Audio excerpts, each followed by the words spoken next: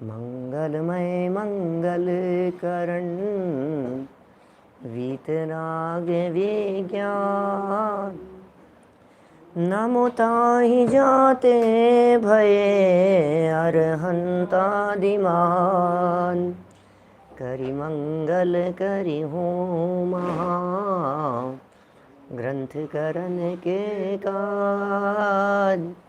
जाते मिले समाज सब पावे निज पद राज। पावे निज पद राज।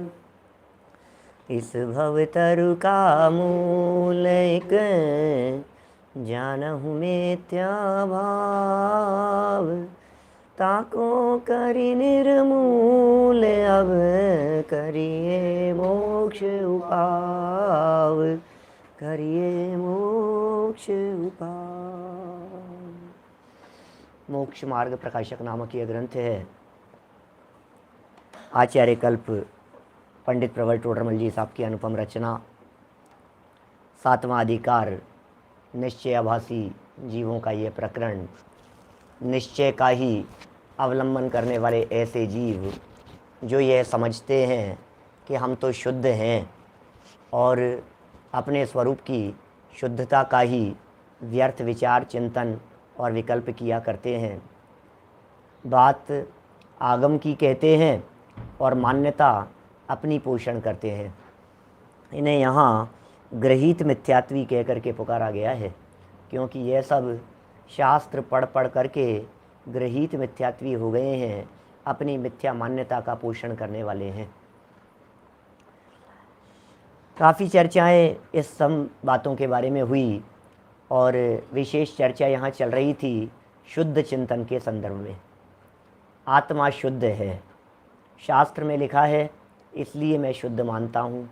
आगम में आत्मा की शुद्धता की चर्चा की है, इसलिए मैं शुद्ध मानता हूँ। तो उसकी यह मान्यता खोटी मान्यता है। कारण क्या है? टोडरमल जी ने उसके सामने प्रश्न रख दिए। भैया, हम तुमसे ये पूछते हैं कि तुम शुद्ध चिंतन क्यों करते हो, शुद्ध कैसे बताते हो, ये बताओ। शुद्ध किस तरह से है इसके बारे में बतलाओ। तो टोडरमल जी साहब ने ये कहा कि भैया, प्रश्न रखे सामने कि तुम द्रव्य अपेक्षा से शुद्ध मानते हो, पर्याय अपेक्षा से शुद्ध मानते हो, या शक्ति अपेक्षा से शुद्ध मानते हो। किस किस अपेक्षा से शुद्ध मानते हो ये बतलाओ। द्रव्य अपेक्षा, पर्याय अपेक्षा या शक्ति अपेक्षा। तो फिर ये कहा गया कि भाई यदि द्रव्य अपेक्षा से मानते हो तो द्रव्य तो शुद्ध शुद्ध पर्यायों का पिंड है, तुम कैसे मानते हो? अकेला शुद्धि चिंतन क्यों करते हो? यदि तुम पर्याय अपेक्षा से शुद्ध मानते हो तो वर्तमान प्रकट पर्याय में तो अशुद्धता है, तुम शुद्ध चिंतन कैसे करते हो? यदि तुम शक्ति अपेक्षा से शुद्ध मानते हो तो टोडरमल जी का कहना है कि शक्ति से तो यह बात स्वीकार करो कि मैं शुद्ध होने योग्य हूँ, मैं शुद्ध हूँ, ऐसा क्यों मानते हो? मैंने 3 बातें कह करके ये सुंदर सुंदर ढंग से तर्क से सामने वाले की बात का निषेध किया पंडित जी साहब ने। 199 नंबर पेज है, पेज नंबर 199। सुंदर और मार्मिक चर्चा है, प्रकरण बड़ा सुंदर है। ऊपर से 8वीं लाइन है, लाइन नंबर 8, तीसरा पैराग्राफ भी कह सकते हैं। कभी ऊपर वाले को पैराग्राफ नहीं गिनते हैं तो दूसरा पैराग्राफ भी कह देते हैं। देखिए, तथा यदि शक्ति अपेक्षा शुद्ध मानते हो तो मैं शुद्ध होने योग्य हूँ, ऐसा मानो। मैं ऐसा हूँ ऐसा क्यों मानते हो? इसलिए अपने को शुद्ध रूप चिंतन करना यह भ्रम है। कारण कि तुमने अपने को सिद्ध समान माना तो ये संसार अवस्था किसकी है? अब देखो, अब ये जो प्रश्न है, कल हम फास्ट पढ़ गए थे इन लाइनों को, इनके ऊपर 2-5 मिनट अपन थोड़ी चर्चा करेंगे। तुमने अपने को सिद्ध समान माना कि भाई मैं सिद्ध समान हूँ, तो प्रश्न है हमारा कि यदि तुम सिद्ध समान हो तो संसार दशा किसकी है? ये संसार किसका है? संसार में रह रहे हो तुम साफ साफ, ये अवस्था किसकी है? मेरी नहीं है साहब, मैं तो सिद्ध हूँ साहब, मैं तो सिद्ध समान हूँ, अपने आप को सिद्ध मानता है। सिद्ध दशा और संसार दशा ये दोनों अवस्थाएं परस्पर विपरीत दिखाई देती है। संसार परिभ्रमण है, सिद्ध मुक्त है। संसार बंधन रूप अवस्था है, सिद्ध अवस्था शुद्ध मुक्त रूप अवस्था है। तो प्रश्न ये खड़ा होता है कि यदि तुम ऐसा मानते हो कि मेरी यह संसार दशा नहीं है, मेरी तो सिद्ध दशा है, तो फिर भैया ये उठते बैठते घूमते फिरते चलते हुए संसार में दिखाई दे रहे हो, इसका क्या होगा? ये अवस्था किसकी है? और तुम्हारे केवल ज्ञानादिक हैं, ऐसा मानता है। ये कहता है कि साहब मेरे केवल ज्ञान है, केवल ज्ञानादिक है। तो ये मति ज्ञानादिक किसके हैं? प्रश्न भी पूछा गया और प्रश्न का जवाब भी दिया गया। प्रश्न पूछा सिद्ध है तो संसार दशा किसकी है, केवल ज्ञान है तो मति ज्ञानादिक किसके हैं? और मति ज्ञानादिक नहीं है, तेरे केवल ज्ञान ही मानता है। तो हम प्रश्न तुझसे करते हैं कि आंखें बंद करके बतला सामने क्या है। आंख बंद करके किताब पढ़ के बता। तो जो आंख से पढ़ता हुआ दिखता है ना, कानों में रुई डाल ले और फिर बतला प्रवचन सुनता हुआ कि तू सुन सकता है कि नहीं। ये नहीं सब बिना कान के कैसे सुनूंगा, बिना आँख के कैसे देखूंगा? तो केवल ज्ञानी तो बिना आँख कान के देखते हैं। केवल ज्ञान तो उसका नाम है जब आँख कान आदि का उपयोग न होवे, उनका प्रयोग न किया जावे, उसका नाम केवल ज्ञान है। इंद्रियों का व्यापार तो मति श्रुत ज्ञान में देखा जाता है। अब आप कहते हैं कि हमारे केवल ज्ञान है, तो आप बतलाओ इंद्रिय व्यापार करने वाला ये मति श्रुत ज्ञान किसके दिखाई दे रहा है? तो इस तरह से इसका यहाँ निषेध किया। फिर पता है फिर क्या प्रश्न कर रहे हैं? अगला प्रश्न क्या कर रहे हैं?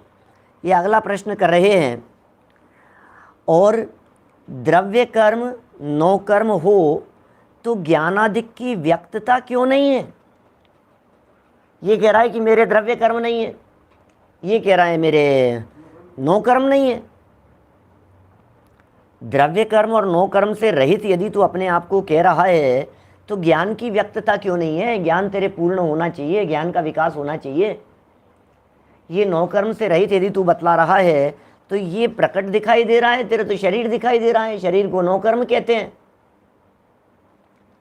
शरीर नो कर्म है, और यदि तू यह समझता है कि ये शरीर मेरे नहीं है, तो फिर ये अवस्था, सोना, खाना, पीना, उठना, बैठना, चलना, फिरना, गमन करना, बोलना, ये सब जो अवस्थाएं तेरे दिखाई देती है, कभी नींद लेता है, कभी जगता है, आखिर ये सब बातें कैसे होंगी? ये बातें ख्याल में नहीं आ रही है कुछ भी, गहराई से सोचना पड़ेगा। ज्ञानचंद जी साहब कोटा से, बोलो बात बराबर है ना? अपने आप को ये जीव केवल ज्ञान आदि मान रहा है तो मति ज्ञान किसके हैं? सिद्ध मान रहा है तो संसार दशा किसकी है? द्रव्य कर्म और नो कर्म से रहित मान रहा है तो उदय किसके दिखाई दे रहा है? ज्ञान क्यों नहीं व्यक्त दिखाई दे रहा है? अंतराय किसके आ रहा है? अनंत वीर्य की प्रकटता क्यों नहीं दिखाई दे रही है? यदि तेरे अंतराय नहीं है तो ज्ञानावरण अधिक, ज्ञानाधिक द्रव्य कर्म से रहित कह दिया है ना। तो द्रव्य कर्म से रहित कहने का मतलब ज्ञानावरण से रहित, दर्शनावरण से रहित, मोहनी, अंतराय, वेदनी, आयु, नाम, गोत्र, इन समस्त कर्मों से रहित कहेगा ना अपने आप को। तो यदि समस्त कर्मों से रहित है, मान लीजिए ऐसा समझ रहा है कि मैं समस्त कर्मों से रहित हूं, और कर्म ही नहीं नो कर्म से भी रहित हूं, शरीर को कहते हैं नो कर्म। तो कर्म और नो कर्म से रहित हैं तो भैया ज्ञान दर्शन की पूर्णता दिखाई देनी चाहिए। तेरी ये ज्ञान दर्शन की व्यक्तता क्यों नहीं दिखाई दे रही है? क्या देखो क्या कहते हैं फिर, परम आनंदमय हो तो अब कर्तव्य क्या रहा? बोलो, यदि परम आनंदमय हो आप तो फिर ये कर्तव्य क्या रहा तुम्हारे? जब आनंद के लिए ही तो सारे काम होते हुए दिखाई देते हैं। खाते क्यों? आनंद के लिए। नहाते क्यों? आनंद के लिए। एसी क्यों चलाते हो? आनंद के लिए। जो काम करता है सब आनंद के लिए करता है। अब प्रश्न ये खड़ा हो रहा है कि तू कह रहा है मैं तो परम आनंदमय हूं, तो सारा कर्तव्य मिट गया। अब कर्तव्य किस बात का होगा? अब सारे काम धाम रुक गए, सब काम बंद कर दो, आप एक भी काम नहीं दिखाई दे। परम आनंदमय हो तो अब कर्तव्य क्या रहा? कर्तव्य माने करने योग्य, मुझे ये काम करना है, मुझे ये काम करना है, क्यों करना है ये बतलाओ। बिजनेस करता है सुखी होने के लिए करता है, जॉब करता है सुखी होने के लिए करता है, घर आता है सुखी होने के लिए, पैसा इकट्ठा करता है सुखी होने के लिए, मकान बनाता है सुखी होने के लिए, गाड़ी बंगला सब सुखी होने के लिए। मैं तो कहता हूँ अवस्था का बदलना सुखी होने के लिए होता है। ये जो बोलता है तो सुखी होने के लिए, चुप हो जाता है तो सुखी होने के लिए, एसी चलाता है तो सुखी होने के लिए, एसी बंद करता है तो सुखी होने के लिए, लेटता है, बैठता है, उठता है, चलता है, गमन करता है, मीठा खाता है तो सुखी होने के लिए, और मीठा हटा करके नमकीन खाता है तो सुखी होने के लिए। कुछ तो ऐसी क्रिया बतलाओ जो इसके बिना सुखी होने के लिए होती हो। टीवी चलाता है तो सुखी होने के लिए, और टीवी बंद क्यों करता है भैया फिर? कि सुखी होने के लिए। ये हो गया, सब काम सुखी होने के लिए करता है। बैठा क्यों है? कि सुखी होने के लिए। क्या उठ क्यों गया? कि सुखी होने के लिए। हर काम सुखी होने के लिए करता है। दुनिया का कोई काम ऐसा नहीं है, मतलब प्रयोजन इसका दिखाई देता है सुखी होना। क्या एकमात्र प्रयोजन दिखाई देता है, सुखी होने रूप प्रयोजन है इसका। मुझे सुखी होना है, ये इन के इन प्रकार। अब मैं कैसे सुखी हूँ बोलो? डोसा भी खाता है सुखी होने के लिए, लड्डू खाता है सुखी होने के लिए, कचौरी समोसे बनाता है सुखी होने के लिए, सारे काम सुखी होने के लिए करता है। अब ये कह रहे हैं टोडरमल जी कि तू एक बात बतला, तेरी जितना प्रवर्तन दिखाई दे रहा है, तू मानता तो यह है कि मैं परम आनंदमय हूं, मानता तो यह है कि मैं परम आनंदमय हूं, तो अब कर्तव्य क्या रहा ये बता। जन्म मरणाधिक दुख नहीं है, ये कह रहा है मेरे जन्म मरणाधिक दुख नहीं है, मैं तो जन्म मरण से परे रहित तत्व हूं, तो दुखी कैसे होते हैं? इसलिए अन्य अवस्था में अन्य अवस्था मानना भ्रम है। टोडरमल जी साहब यहाँ सिद्ध कर रहे हैं कि जो सिद्ध दशा है वो भी दशा है, और संसार दशा वो भी दशा है, अवस्था है। सिद्धपन ये एक अवस्था है, संसारी छद्मस्त ये एक अवस्था है, केवल ज्ञान ये एक अवस्था है, मति ज्ञान ये एक अवस्था है। ये कह रहे हैं टोटल, ये अंतिम है ना। ये 4-5 जो प्रश्न उठाए हैं, इन चारों पांचों बातों का अंतिम निष्कर्ष दे दिया कि अन्य अवस्था में अन्य अवस्था मानना भ्रम है। क्या राग आदि सहित होते हुए अपने आप को वितरागी मानता है। अब ये ऐसा जिज्ञासा उठती है अपने चित्त में कि साहब इसमें ये द्रव्य कर्म 9 कर्म है, तो व्यक्तता क्यों नहीं, तो भाव कर्म की बात क्यों नहीं कही इन्होंने? भाव कर्म की बात क्यों नहीं कही है यहाँ पर? क्या जवाब दे सकते हैं आप इस प्रश्न के जवाब में? सब लोग विद्वान हैं, बोलो जितेंद्र जी साहब। पंडित जी ने यहाँ भाव कर्म क्यों नहीं लिया? एक तो बात मैं ये कह सकता हूँ कि भाव कर्म इसलिए नहीं लिया क्योंकि विकल्प नहीं आया, जो जैसा फ्लो में लिखते चले गए वो लिख दिया, नहीं लिखा भाव कर्म के संदर्भ में। यदि हम कोई हेतु तलाशने का प्रयत्न करें तो हम ये भी कह सकते हैं कि इन सब बातों में भाव कर्म दिखाई देता है। ये दिख ही रहा है ना। ये कह रहे हैं जन्म मरणाधिक दुख नहीं है, तो दुखी कैसे होते हैं? ये दुखी कैसे होते हैं, इसमें भाव कर्म आ गया। दुखी कैसे होते हैं, भाव कर्म से दुखी होता है ये जीव। दुखी क्यों हो रहा है, इसमें इस बात को गर्भित किया जा सकता है। हाँ, द्रव्य कर्म नहीं है तो भाव कर्म वैसे ही खत्म हो गए। फिर भी लेकिन प्रश्न चित्त में उठता है कि यहाँ आखिर ये भाव कर्म की चर्चा क्यों नहीं की गई है? जैसे सिद्ध समान कहा तो संसार अवस्था किसकी है? तो संसार अवस्था के अंदर भाव कर्म गर्भित हो गया।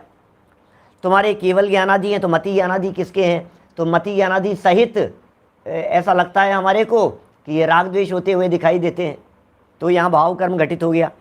द्रव्य कर्म 9 कर्म यदि रहित हैं तो ज्ञानादिक की व्यक्तता नहीं दिखाई देती है। अब ज्ञानादिक की व्यक्तता नहीं दिखती है और तू ज्ञान दर्शन के लिए प्रयत्नशील दिखाई देता है, तो ये सब राग द्वेष उसके अंदर गर्भित हो गया।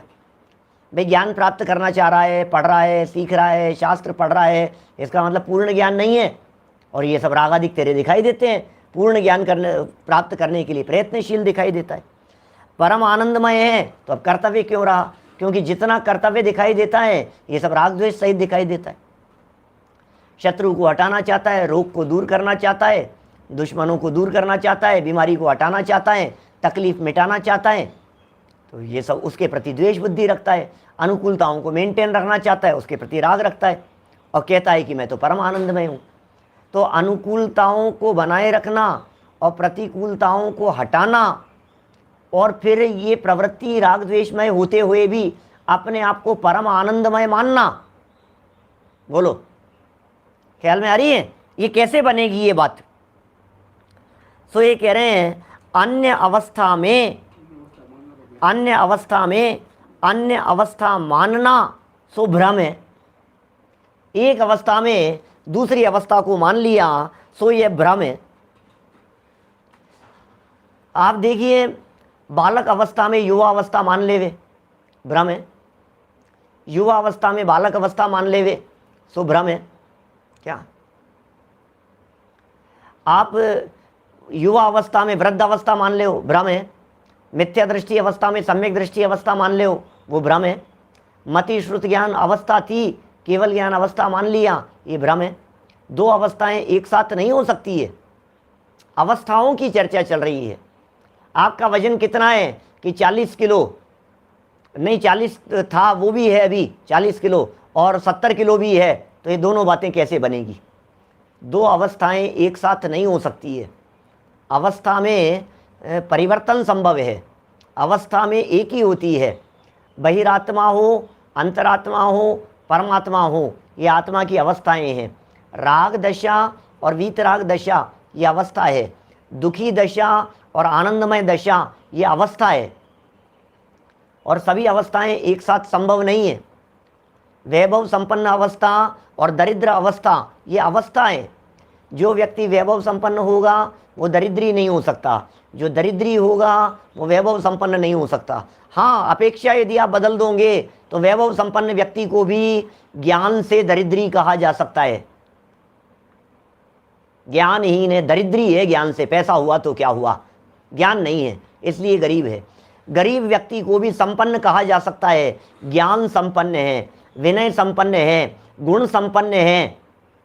तो पैसे से दरिद्री है और गुणों से संपन्न है, तो इस तरह के कथन किए जा सकते हैं। लेकिन पैसे से ही गरीब भी हो और पैसे से ही संपन्न भी हो, ये बात संभव नहीं है। माने दो अवस्थाएं एट ए टाइम नहीं बनती है। अवधि ज्ञान भी हो और केवल ज्ञान भी हो, ये बात बन नहीं सकती है। कितना सुंदर कथन है। अन्य अवस्था में अन्य अवस्था मानना वो भ्रम है। दुख अवस्था में सुख अवस्था मानना भ्रम है। संसार अवस्था में सिद्ध अवस्था मानना भ्रम है। भ्रम है, गलतफहमी में है भाई साहब। निश्चयवासी जीव की गलतफहमी बतला रहे हैं। तो साहब आप मेरी बातों को जबरदस्ती गलत ले रहे हो पंडित जी, मुझे भ्रम भ्रम कह करके पुकार रहे हो। यदि मुझे भ्रम है तो कुंदकुंदाचार्य को नहीं था क्या? मुझे भ्रम है तो अमृतचंद्राचार्य को भ्रम नहीं था क्या? वे भी तो भ्रमित दिखाई देते हैं। अमृतचंद्राचार्य भी तो भ्रम में दिखाई दे रहे हैं। अमृतचंद्राचार्य की लाइफ भी तो खराब दिखती है हमारे को, क्यों? वो भी ऐसा ही मानते हैं, शुद्ध मानते हैं। कुंदकुंदाचार्य देव शुद्ध मानते हैं, योगेंद्र देव शुद्ध मानते हैं। बतलाइए आप। ब्रह्मदेव सूर्य अपने आप को शुद्ध मानते हैं। निमिचंद सिद्धांती देव अपने आप को शुद्ध मानते हैं, द्रव्य संग्रह के करता। कहाँ तक बात बतलाएं आपको? सब अपने आप को शुद्ध चिंतन करता हुआ मानते हैं और शास्त्रों में उपदेश दिया है भाई साहब। जिनागम ये कहता है जो शुद्ध जाने आत्म को वह शुद्धता को प्राप्त हो। इसलिए हे भव्य जीव, यदि तू शुद्ध होना चाहता है तो शुद्धता का चिंतन कर। अब ये जिनवाणी कह रही है, हे भव्य जीव, यदि तू मुक्त होना चाहता है तो मुक्त स्वभाव का अवलंबन ले। हे जीव, यदि तू रागादि से रहित होना चाहता है तो अपने आप को रागादि रहित देख। प्रश्न उठाया यहां, शास्त्र में शुद्ध चिंतन करने का उपदेश कैसे दिया है? शास्त्र की बात करता हूं भैया मैं तो, मेरी बातें तो गलत है, शास्त्र तो सच्चे हैं। पंडित जी मेरी मत मानो, मेरी मान्यता को गलत कह करके आप चोट मार रहे हो, ठीक है कोई बात नहीं, लेकिन जिनवाणी की बात को झूठा थोड़ी ना सिद्ध कर सकते हो आप। जिनवाणी में तो लिखा है ना, तो पता है टोडरमल जी क्या लिखते हैं। एक तो द्रव्य अपेक्षा शुद्धपना है, एक पर्याय अपेक्षा शुद्धपना है। अपेक्षा बदल गई। शुद्धपना दो प्रकार से, एक द्रव्य अपेक्षा से शुद्धपना, एक पर्याय अपेक्षा से शुद्धपना, दो प्रकार से शुद्धपना होता है। प्रश्न है हमारा, यदि द्रव्य अपेक्षा से शुद्ध मानते हो, पहले ऊपर कह दिया था द्रव्य शुद्ध अशुद्ध पर्यायों का पिंड है, पर्याय अपेक्षा से शुद्ध मानते हो तो पर्याय में संसार अशुद्धता है, तुम शुद्ध कैसे मानते हो? तो फिर शास्त्र में जो लिखा है वो कैसे लिखा है ये बतलाओ आप। वहाँ द्रव्य अपेक्षा कैसे शुद्धता होती है और पर्याय अपेक्षा कैसे शुद्धता होती है उसे समझा रहे हैं। बातें थोड़ी सी सूक्ष्म है, अभ्यासियों को ही समझ में आएगी। उदाहरण दे दे करके समझाने का प्रयत्न करूँगा, यद्यपि बीच बीच में। बतलाइए, कपड़े की शुद्धता दो प्रकार की होती है, क्या बोलो? कपड़े की शुद्धता दो प्रकार की होती है। एक तो कपड़ा धुल जाने पर, ड्राई क्लीन हो जाने पर, साबुन लगाने के बाद, धो देने पर, सूख जाने के बाद जो शुद्ध दिखाई देता है, अच्छे से साफ सुथरा होकर के प्रेस होकर के आ गया, एक तो कपड़े की वो शुद्धता। और दूसरी शुद्धता होती है जो कपड़ा स्वभाव से शुद्ध है। यदि कपड़े में स्वाभाविक शुद्धता नहीं हो, अंदर में शुद्धता नहीं हो, तो धोने पर भी शुद्ध नहीं हो सकता। धुल जाने पर शुद्ध हो गया, इससे सिद्ध होता है कि धुलने के पहले भी उसमें शुद्धता मौजूद थी। और धुलने के पहले वाली जो शुद्धता है, उस शुद्धता को ज्ञानी समझदार धोने वाला धोबी ड्राई क्लीनर वो शुद्धता को देख लेता है, उस शुभ्रता को, उस सफ़ेदी को देख लेता है। वो हमारा कुर्ता देख करके बतला देता है ड्राई क्लीनर कि बाबूजी ये जो है ना आपका ये दाग, ये तो धुल जाएगा और ये दाग नहीं धुलेगा। ये कैसे बता दिया उसने? जो धुल जाएगा इसका मतलब उसने कपड़े को देख करके ये बतला दिया कि इस कपड़े में जो ये ऊपर ऊपर वाला है ना, ये गंदगी, ये मिट जाएगी और कपड़ा शुद्ध निकल आएगा। कपड़ा धोते समय कपड़ा धोते हैं कि मैल धोते हैं? प्रश्न है मेरा, बोलो। कपड़ा धोते समय कपड़ा धोते हैं कि मैल धोते हैं? मैल धोते हैं। आपने कपड़ा धोते समय, मैल निकालते समय, मैल को निकाला कि कपड़े में से कुछ निकाला? बोलो। जब मैल निकाला तो आपने कपड़े में क्या किया? कि कपड़े में तो कुछ नहीं, जो किया वो मैल में किया, तो मैल निकाल दिया। तो मैल निकाल दिया तो कपड़े का क्या हुआ? ये कपड़ा शुद्ध रह गया। भैया ये द्रव्य स्वभाव की शुद्धता की चर्चा है। कपड़ा उठाया आपने और कपड़े को पानी की बाल्टी में डाला। जिनवाणी पता है क्या कहती है अन्योन्या भाव से? जिनवाणी ये कहती है कि कपड़ा गीला होता ही नहीं है। कि क्या बात कर रहे हो? कपड़े को, शर्ट को लेकर के पानी से भरी हुई बाल्टी में डाला और पानी से भरी हुई बाल्टी से आपने उस कपड़े को निकाला, शर्ट को निकाला। बोलो शर्ट गीला हुआ कि नहीं? हो गया साहब, शर्ट गीला हो गया। क्या बात कर रहे हो आप? शर्ट गीला हो गया। हमारा प्रश्न ये है कि शर्ट गीला हुआ है कि पानी गीला है? गीला क्या है? गीलापन शर्ट का है कि गीलापन पानी का है? अभी नहीं समझ में आ रही आपके। गीलापन पानी का है। अब उसको सुखाने के लिए डाला तो कपड़ा सूखा कि पानी सूखा? कपड़ा सूख गया साहब, कपड़ा सूख गया साहब। कपड़ा सूख गया कि पानी सूख गया? अरे पानी के सूख जाने पर कपड़ा सूखा ऐसा कहा जाता है। कपड़ा तो सूखा ही था, क्योंकि कपड़ा गीला हुआ ही नहीं है। गीला तो पानी है, गीलापन तो पानी में है। इसी तरह से गंदगी तो गंदगी में है, वस्तु में कहां गंदगी है? बात ख्याल में आ रही है क्या? कुछ क्या कहना चाह रहे हैं हम? गंदगी में गंदगी है, वस्तु में गंदगी नहीं है। मैल में मैल है, आत्मा में मैल नहीं है। आत्मा में मैल नहीं है कि साहब राग, बोले राग गंदा है कि राग से आत्मा गंदा? राग से आत्मा गंदा दिखाई देता है। राग से, विकार से आत्मा गंदा दिखाई देता है, लेकिन राग की गंदगी धुल जाने पर आत्मा तो पवित्र है। उस पवित्रता को द्रव्य अपेक्षा से पवित्रपना कहते हैं। क्या ये द्रव्य दृष्टि से पवित्रपना है? मूर्तिकार को बनती हुई मूर्ति में, पत्थर के शिलाखंड में मूर्ति दिख जाती है, धोबी को गंदे कपड़े में साफ कपड़ा दिख जाता है।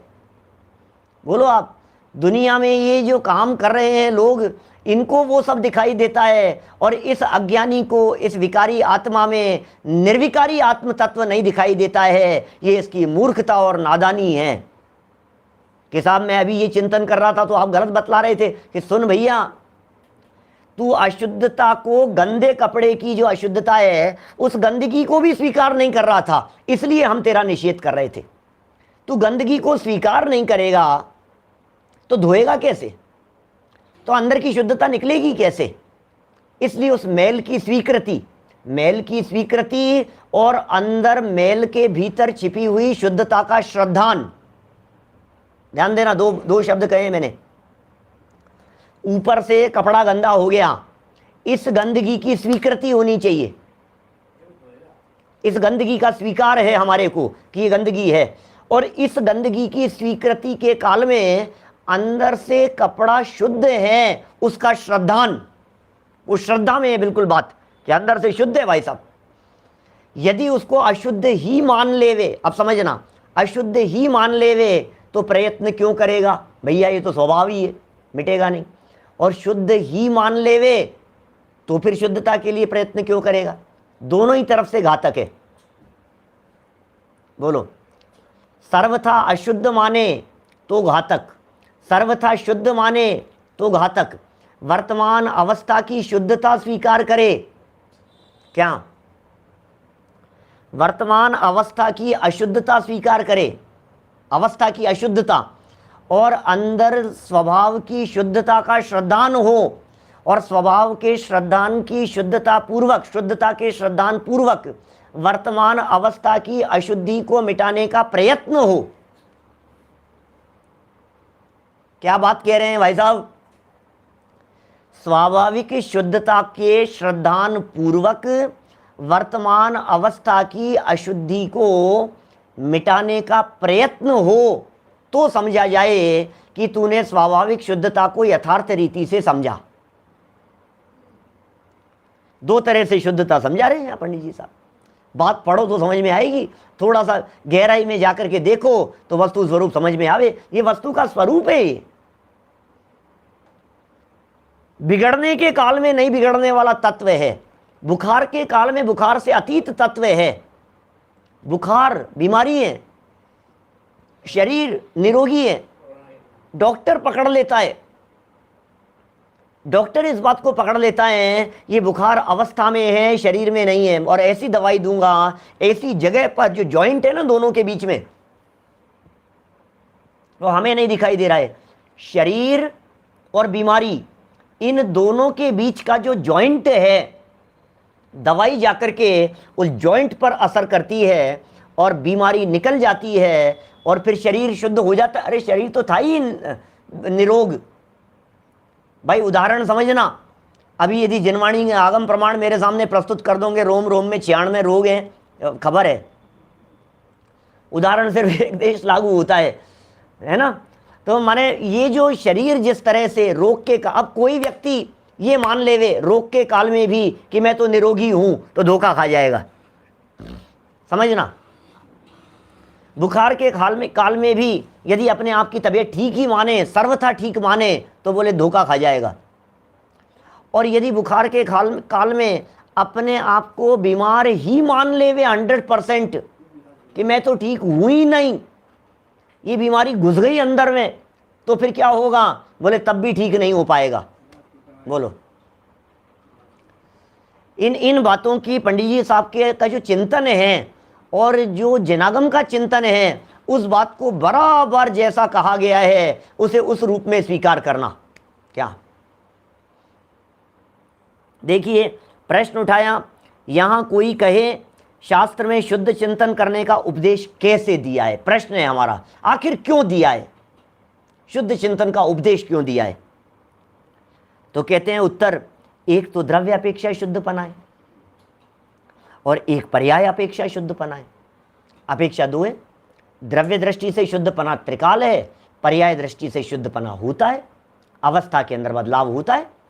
कपड़ा धुलने के लिए गया और धुलने के लिए नहीं गया, दोनों ही अवस्थाओं में अंदर से शुद्ध है। और अवस्था में बोले जब वो अंदर की स्थिति धुल जाने के बाद प्रकट हो जाएगी तो अवस्था के अंदर शुद्ध कहलाता है। वहां द्रव्य अपेक्षा, तो अब द्रव्य अपेक्षा शुद्धता को और समझा रहे हैं। देखो बड़ा गजब का उदाहरण दे रहे हैं पंडित जी साहब, बात समझा रहे हैं, यहां तर्क दे रहे हैं। उदाहरण क्या, तर्क दिया है यहां द्रव्य अपेक्षा शुद्धता के बारे में। देखिए वहां द्रव्य अपेक्षा तो परद्रव्य से भिन्न पना और अपने भावों से अभिन्न पना। द्रव्य अपेक्षा से क्या कह रहे हैं, परद्रव्य से भिन्न पना और अपने भावों से अभिन्न पना, उसका नाम शुद्धपना है। ये शुद्धपना क्या है बोलो, कि पर से जो अछूतापन है, पर भाव का जो प्रवेश नहीं है, पर द्रव्य का जो भिन्न पना है, उसका नाम शुद्धता है। आत्मा में द्रव्य कर्म अंदर प्रवेश नहीं कर सकते, बहिर्लुठती, बाहर बाहर में लौटते हैं। नौ कर्म पुद्गल है, मैं चेतन हूं। ये जो भेद विज्ञान है, ये जो परद्रव्य का आत्म तत्व में प्रवेश नहीं है, ये तो द्रव्य अपेक्षा से शुद्धपना है। और अपने भावों से अभिन्न पना, मैं हूं अपने में स्वयं पूर्ण, पर की मुझ में कुछ गंध नहीं, मैं रंग राग से भिन्न, भेद से भी मैं भिन्न निराला हूं। तो रंग से, राग से भिन्न, भेद से भी भिन्न, निराला और अखंड चैतन्य पिंड। तो अपने भावों से अभिन्नपना और पर भावों से भिन्नपना, इसे शुद्धता कह रहे हैं। बोलो, गुण है, गुण। यहाँ भाव शब्द का प्रयोग अपने पर्याय की अपेक्षा से नहीं किया, यहाँ भाव शब्द का प्रयोग गुण के अर्थ में कर रहे हैं। क्या परद्रव्य से, देखिए शब्द क्या है, वाक्य देखिए जरा, मार्मिक पंक्तियां हैं, ज़्यादा आगे दौड़ने की अपने को कोई विकल्प नहीं है। अपने को कहाँ जाना है दौड़ करके, बात समझ में आनी चाहिए, कंसेप्ट क्लियर होना चाहिए। वहाँ द्रव्य अपेक्षा तो परद्रव्य से भिन्न पना, दो प्रकार से द्रव्य अपेक्षा भी दो तरह से शुद्धता बतला रहे हैं। द्रव्य अपेक्षा शुद्धता के दो बिंदु दे रहे हैं। द्रव्य अपेक्षा शुद्धता का पहला बिंदु कि पर का प्रवेश नहीं है, एक चीज। द्रव्य अपेक्षा से शुद्ध माने मिलावट के काल में भी मिलावट नहीं है। ये द्रव्य अपेक्षा से, पर द्रव्य से भिन्न पना है ना। और अपने भावों से अभिन्न पना माने अपना भाव, अपना स्वरूप कभी बदलता नहीं है, इसे कहा है अभिन्न पना, उसका नाम शुद्ध पना है। सोने में चांदी मिल गया, 10 किलो सोना था, 1 किलो चांदी मिल गया। हमारे पंडित वीरेंद्र कुमार जी आगरा वाले, वो बहुत सोने चांदी की चर्चा करते थे, मिलावट की, याद आती है कभी कभी। क्या कहते हैं बोलो, 10 किलो सोना और 1 किलो चांदी। 10 किलो सोने में 1 किलो चांदी मिल गई। सोना कितना है भाई साहब इसमें? 10 किलो सोने में 1 किलो चांदी की मिलावट है। सोना कितना है? 11 किलो। वजन कर लो, 11 किलो मिलेगा आपको, तोल लो आप। वेट किया है साहब, 11 किलो हो गया भाई साहब। ये आभूषण बने हैं, ये सोने का हमने थाल बनाया है, ये सोने का हमने क्या मुकुट बनाया है, ये सोने का कलश बनाया है। 10 किलो सोना 1 किलो चांदी मिलकर के 11 किलो का ये कलश बन गया है। बोलो सोने का कलश है या चांदी का कलश है? क्या कहेंगे आप? सोने का कहेंगे, सोने का कलश है। सब लोग 10 किलो बोल रहे हैं, सब बिल्कुल भेद विज्ञानी हैं। मैं आपसे पूछ रहा हूं, उस जिसे आप 10 किलो कह रहे हो, तोलने पर क्या कहेंगे बोलो? यहां तो सब होशियारी बतला रहे हैं क्या? और सही बात बतलाऊं, जब आप कोई आभूषण खरीद करके लाते हैं सोने का, तो उसे कितने कितने कैरेट, कितने तोले का बोलते हैं बताओ? कितने तोले का है कि साहब? 10 तोले का है। 10 तोला सोने का है, 10 तोला सोने का। अच्छा 10 तोला सोने का है, सच में पूरा पूरा 10 तोला सोना ही है उसमें, मिलावट नहीं है ना उसमें, खोट नहीं है ना उसमें, उस आभूषण की बात कर रहा हूं मैं। क्या होगी तो भी 10 तोले का सेट है साहब, 10 तोले का सेट है, सोने का सेट दिया है भाई साहब 10 तोले का। अच्छा 10 तोले का सेट दिया, मुझे आइडिया नहीं है कितने तोले का क्या होता है, मैं तो रफली बोल रहा हूँ 10-5 तोले में कितने तोले में बनता होगा अच्छा भारी सेट है, 10-20-25 तोले का है, और भारी करें तो 50 तोले का है, इतना भारी तो नहीं होता, पता नहीं, मैं समझता नहीं हूँ भैया। मैं तो सिर्फ इतनी बात समझाना चाह रहा हूँ कि जो आप बोलते हो क्या 916 का है संजय जी, पारस महल वाले हैं ना आप तो, क्या देखो क्या कह रहे हैं, सोना जो है ये सोना, भाषा यही है, बोला यही जाएगा, जो आप उसे बेचने जाओगे क्या तब वो बतलाएंगे कि इसमें खोट है। जब आप पहनते हैं और जब आप लोगों से बात करते हैं तो आप उसे 10-20-25 तोले का जितना भी हो उतना कह करके पुकारते हैं। लेकिन उस मिलावट के काल में भी सोना तो सोना ही है और मिलावट मिलावट ही है। मिलावट के काल में भी सोना तो 10 किलो ही है, मिलावट के काल में भी सोना तो जो जैसा है ना, उस सोने में चांदी कितनी मिल गई ये बतलाओ। 10 किलो सोने में 1 किलो चांदी मिल गई कि नहीं मिली? मिल गई साहब, मिल गई। 10 किलो में 1 किलो मिला दो, 10 किलो में 1 किलो मिला दो तो मिल गई कि नहीं मिली? मिलती ही नहीं है। कहां मिला रहे हो आप? कि नहीं साहब 10 किलो में 1 किलो मिला दिया हमने तो अब 11 किलो हो गया। अरे मिलती ही नहीं है, मिल ही नहीं सकती है। बस ये जो नहीं मिलती है, नहीं मिल सकती है, इसका नाम है द्रव्य स्वभाव की शुद्धता। बस इसका नाम द्रव्य स्वभाव की शुद्धता है। मिलती नहीं है। क्या गजब पंडित जी की बात है। परद्रव्य से भिन्न पना सोने में चांदी मिली ही नहीं है, मिलावट के काल में भी नहीं मिली है। दो वस्तुएं आपस में मिलती ही नहीं है। समय सार तीसरी गाथा उठा करके देखो, क्या कहते हैं तीसरी गाथा में? सर्वत्र सुंदर लोक में ये शुद्धता है, ये पवित्रता है। सातवीं गाथा उठा करके देखो, समय सार की नहीं, पंचास्ती इकाई की, पंचास्ती इकाई की सातवीं गाथा उठाओ। वहां क्या कहते हैं आचार्य देव? अन्नोणम पविसंता दिनता ओगा समान्न अन्नस मेलंता वी नित्यम सगम सहावण विहंती। पंचास्ती इकाई की सातवीं गाथा है। एक दूसरे के अंदर घुले मिले घुसे हुए सारे द्रव्य दिखाई देते हैं। अरे कोई द्रव्य अपने स्वभाव को नहीं छोड़ता, हर द्रव्य अपने अपने में रहता है, हर द्रव्य अपने में मग्न है। बोलो सजल भाई क्या कहते हैं? सब अपने अपने गुण पर्यायों का चुम्बन करते हैं, सब अपने अपने में। ये शुद्धता है। ये कैसी शुद्धता है? कांटा शुद्ध है अपने आप में, गुलाब भी शुद्ध है। अरे गंदगी भी, पानी भी शुद्ध है और मिट्टी भी शुद्ध है। तो फिर अशुद्धता कहाँ है कि मिलावट देखता है या अशुद्धता है? अशुद्धता मिलावट में हो जाती है, अशुद्धता मिलावट में होती है, लेकिन मिलावट के काल में भी मिले नहीं है। ऐसी दृष्टि से देखने पर वो शुद्ध ही दिखाई देते हैं, मिलावट के काल में भी मिले नहीं है। भैया बात कुछ अलग हटके है, नॉर्मल बात नहीं है, सामान्य बात नहीं है। क्योंकि यहां हमें संगति बैठानी है। किसकी?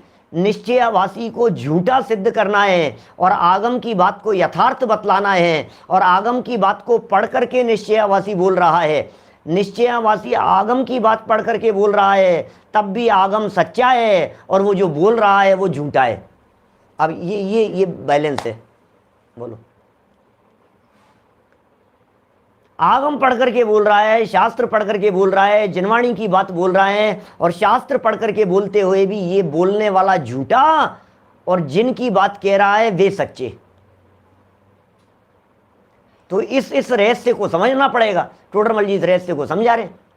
बोलो, उपदेश देते समय हम भी यही कहेंगे, आचार्य यही कहेंगे, विद्वान यही कहेंगे, ज्ञानी लोग यही कहेंगे आपसे, भैया हूं परमात्मा छू, एम नक्की कर, एम निर्णय कर, एम अनुभव कर, द्रव्य स्वभाव की शुद्धता को देख। अपने आप को परमात्मा से कम स्वीकार यदि हमने किया हो तो हे जिनेंद्र देव, आज आपके चरणों की शरण में हम उत्तम क्षमा कहते हैं, क्षमा मांगते हैं हम आपसे। हमने यदि अपने आप को परमात्मा से कम देखा हो तो। हे भगवान मैं क्षमा मांगता हूं, मैंने आपको भगवान देख लिया। हे मुनिराज मैं क्षमा मांगता हूं, मैं आपको मुनिराज देखता हूं, आप मुनिराज नहीं हैं। क्या है भाई साहब, हम मुनिराज देख रहे हैं उनको और वो मुनिराज हमारे को भगवान देख रहे हैं, दृष्टि का फर्क है। वे वीतरागी संत हमें देख रहे हैं कि अरे संजीव तुम संजीव नहीं हो, अरे तुम मनुष्य नहीं हो, अरे तुम सैनी पंचेंद्री नहीं हो, अरे तुम भिखारी नहीं हो, तुम्हारे में मिथ्यात्व नहीं है, तुम मिथ्या दृष्टि नहीं हो। उस द्रव्य स्वभाव की शुद्धता को देखो, हम तुम्हें परमात्मा देख रहे हैं, तुम अपने आप को परमात्मा देखो। अब देखो, अब मैं उन मुनिराज को क्या देख रहा हूं, मुनिराज महाराज सही कह रहे हो आप, वो कह रहे तू मुझे महाराज देखता है, तू मुझे मुनिराज देखता है, मैं तुझे परमात्मा देखता हूं। गजब हो गया। ये क्या दृष्टि है, ज्ञानियों की दृष्टि होती है ऐसी। वेद विज्ञानियों की दृष्टि किस प्रकार की होती है।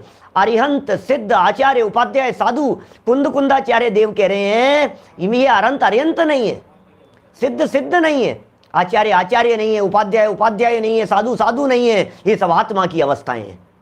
हमें तो आत्मा दिखाई देता है। बोलो तो शरण किसकी लेवें, अरहंतों की शरण लेवें कि मुनिराजों की शरण लेवें, सिद्धों की शरण लेवें कि आचार्यों की शरण लेवें। बोले सुन ये सब आत्मा की अवस्थाएं हैं, इसलिए आत्मा की शरण ले, ऐसा कह रहे हैं कुंदाचार्य देव। बोलो मूल गाथा के अंदर बात कह दी है, आत्मा की शरण ले। अब इस आत्मा की शरण का क्या मतलब है, ये कुंदाचार्य देव ने भी मूल गाथा लिखी यही, और यही मूल गाथा 104 नंबर की गाथा है योगेंदु देव के योगसार की, 104 नंबर गाथा। बोलो अब वो कह रहे हैं मैं गाथा बोलूं क्या, समय मेरे को तो घड़ी भागती दिखाई दे रही है, कुछ पढ़ ही नहीं पाए अपन। अरिहंत सिद्धाचार्य पाठक साधु हैं परमेष्टिपन, सब आत्मा की अवस्थाएं आत्मा ही है शरण। सब आत्मा की अवस्थाएं हैं, आत्मा शरण है, आत्मा शरण है। मुनिराज शरण व्यवहार से कहे जाते हैं, अरे मुनिराज ने जिसकी शरण ली है उसकी शरण ले, वो शरण लेने योग्य है। देखो भाई द्रव्य दृष्टि से चिंतन किया जाएगा, ऐसा ही चिंतन किया जाएगा, ऐसी ही बात कही जाएगी। बोलो बिल्कुल यही बात कहेंगे जब आत्मा की बात कहेंगे। टोडरमल जी ने मंगलाचरण करते समय यही कहा है, नमो ताहि जाते भये अरहंत आदि महान। अब यही टोडरमल जी क्या कहे, नमो ताहि किसको, जिससे अरहंत आदि महान हो गए। अरहंत भगवान किससे महान हो गए हैं, मैं अरहंत को नमस्कार नहीं कर रहा हूं, मैं सिद्ध भगवान में पंच परमेष्ठियों को नमस्कार नहीं कर रहा हूं, मैं तो उनको नमस्कार कर रहा हूं जिससे अरहंत महान हो गए हैं। किससे अरहंत महान हो गए हैं, द्रव्य स्वभाव के अवलंबन से महान हो गए हैं। मैं आदिनाथ भगवान को नमस्कार नहीं कर रहा, मैं तो अनादिनाथ को नमस्कार कर रहा हूं। बोलो ये जो शास्त्र में शुद्ध चिंतन की कही है, सारी बातें शास्त्रानुसार हैं। बोलो ये सारी बातें शास्त्र के अनुसार है, सब बातें परम सत्य है, लेकिन फिर भी तू जो मानता है उसमें गड़बड़ी है। देखो एक दो बातें कही यहां वापस देखना, शुद्धता के लिए, शुद्धता के लिए एक बात तो कही है, परद्रव्य से भिन्नपना, ये शुद्धता है। पर से भिन्नपना माने आत्मा में राग द्वेष कषाय विकार ये घुस नहीं गए स्वभाव में, ये परद्रव्य से भिन्नपना है। ये तो परद्रव्य से भिन्नपना कहा, माने द्रव्य कर्मों से भिन्नपना लगाना, नौ कर्म से भिन्नपना लगाना, ज्ञानावरणी आदि से भिन्नपना लगाना, एक तो ये भिन्नपना है। और दूसरा कह रहे हैं अपने भावों से अभिन्नपना, ज्ञान दर्शन सुख वीर्य चारित्र आदि जो निज भाव हैं उनसे अभिन्नपना, उसका नाम शुद्धपना है। बोलो देखो अभी अभी सिद्ध कर रहे हैं आगे, अभी और पर्याय अपेक्षा, भाई द्रव्य अपेक्षा बात की ना, इसलिए इन्होंने रागादिक की बात नहीं करी, क्योंकि द्रव्य अपेक्षा बात कर रहे हैं तो द्रव्यों की भिन्नता की बात कर रहे हैं क्या। अब पर्याय अपेक्षा से शुद्धता की बात करेंगे तो कह रहे हैं और पर्याय अपेक्षा औपाधिक भावों का अभाव होने का नाम शुद्धपना है। क्या ये पर्याय अपेक्षा से शुद्धता, जब औपाधिक भावों का अभाव हो जाएगा, जब विभाव भावों का अभाव हो जाएगा, जब परद्रव्य का अवलंबन लिए हुए भावों का अभाव हो जाएगा, परमुखापेक्षी परिणति का अभाव होगा, तब शुद्धपना है, उसका नाम शुद्धपना है। और ऐसी शुद्धता तो अनंत दशा होने पर होती है। औपाधिक भावों से रहित पना, रागादिक से विभाव भावों से रहित पना। सो शुद्ध चिंतन में द्रव्य अपेक्षा शुद्धपना ग्रहण किया है। ये जो शुद्ध चिंतन है, क्या औपाधिक भाव जानते हैं आप? औपाधिक भाव क्या होता है? देखो, औपाधिक भाव कहते हैं जो पर की उपाधि सहित हो, जिसमें पर की सापेक्षता से कथन किया जाए। राग उपाधि है, कषाय उपाधि है, परावलंबी भावों का नाम औपाधिक भाव है।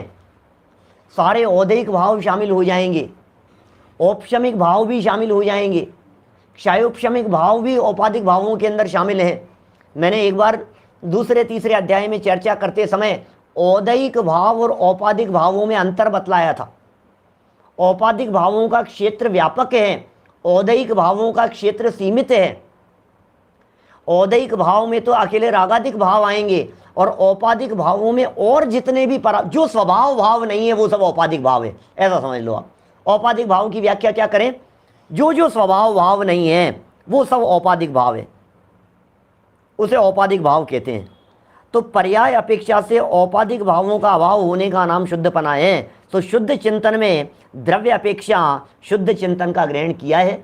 जनवाणी में जहाँ जहाँ शुद्ध चिंतन का उपदेश दिया गया है वो सब द्रव्य अपेक्षा से शुद्धपने के चिंतन की बात कही गई है। फिर ये जो शुद्धपना है, इस शुद्धता के संदर्भ में पंडित जी ने नीचे 2 उदाहरण दिए हैं। बहुत सुंदर और मार्मिक चर्चा की है। इसकी चर्चा को कल आगे बढ़ाते हुए जो जिनवाणी का प्रमाण है उसमें क्या प्रमाण में क्या बात कही गई है उसकी गहराई में जाकर के बात करेंगे। अभी की बात को हम यहीं इसी भावना से विराम देते हैं कि आप जो शुद्ध चिंतन कर रहे हैं वो द्रव्य अपेक्षा से शुद्ध चिंतन करें, और वर्तमान की जो अशुद्धता है उस अशुद्धता का भी विचार करें। तो वर्तमान पर्याय की अशुद्धता मिटेगी द्रव्य स्वभाव की शुद्धता के अवलंबन से। सभी की शुद्धता प्रकट हो, इसी भावना से बात को यहीं विराम देते। निज निधि निज में बताई, यह अनंत उपकार है।